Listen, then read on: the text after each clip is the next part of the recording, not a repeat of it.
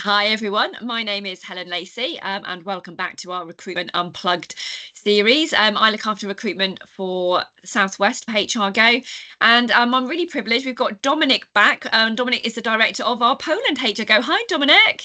Hello, Helen. Hi, everyone. Hi. Now Dominic, just give people a little bit of background on you again. Sure, yeah. So I'm Dominic. I'm running the HRGO operations in Poland for the last 5 years. We've already hired over 600 white-collar candidates in Poland. We're focusing on perm recruitment in the areas like finance, HR, sales, marketing, IT, and we have a team of 4 recruiters here. Yeah, they're a force to be reckoned with. Now, so Dominic and I spoke a couple of weeks back now, and so Dominic's come back on because we feel it's going to be a really important topic. Why we as recruiters feel it's important for our businesses, to understand what we do and why it's beneficial to use a recruitment agency, whether you're in Poland or whether you're in the UK. Yep. So Dom, what are your thoughts? Why is it important that businesses use an agency rather than trying to do it themselves?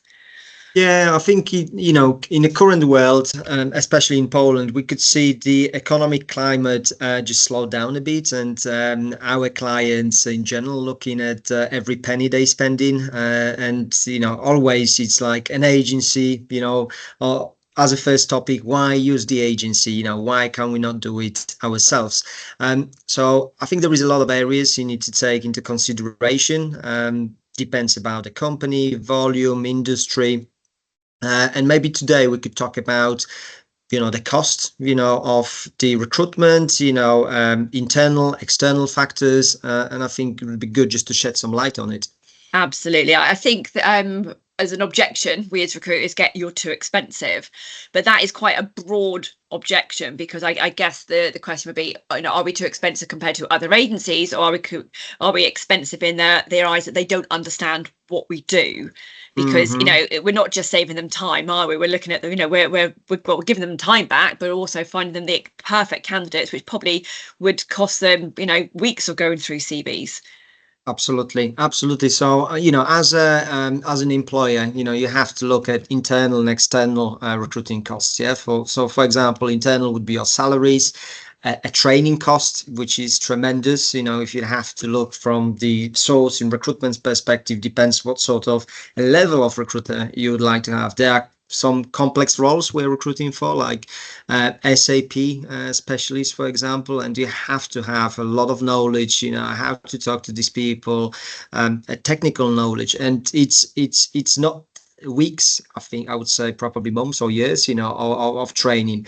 And then on the other side, recruitment tools like LinkedIn, ATS, CRM, and it might be really easy to say, oh, we're gonna just buy a LinkedIn license, yeah.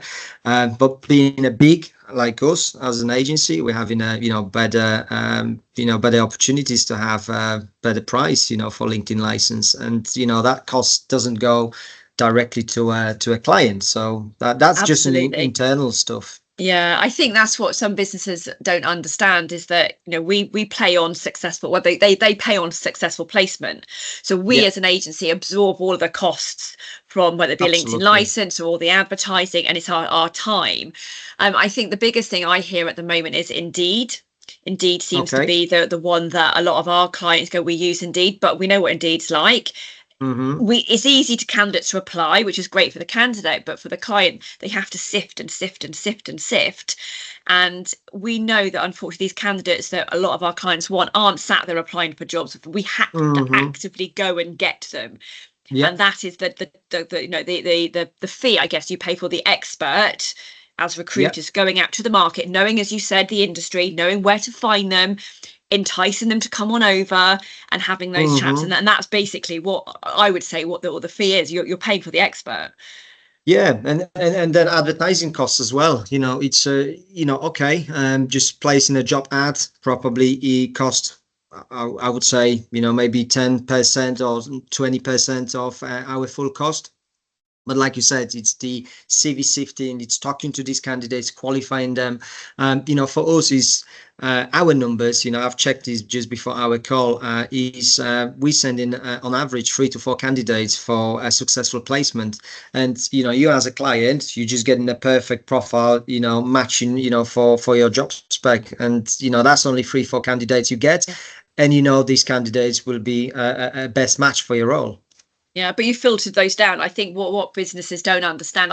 Funnily enough, I did a talk on recruitment, Yeah, and at the end of it, everyone said it's about in front of about 30, 40 people, and they said we didn't realise the time and effort that is put in to present yeah, those candidates, yeah, and all of the communication and the going back and forth to check, are they happy for their interview, do they know where they're going, are they prepared, are they going to turn yeah, up, yeah. because ghosting is something that happens, and it should Mm-hmm. happen less with a recruiter. Yeah, But to yeah. clients, I hear a lot of the time they haven't turned up because they haven't got the time to check in Mm-hmm. on those Yeah, candidates. So I think yeah. using an agency, I think, Dominic, is like there's so many facets that we believe we're recruiters and we're passionate about what we do.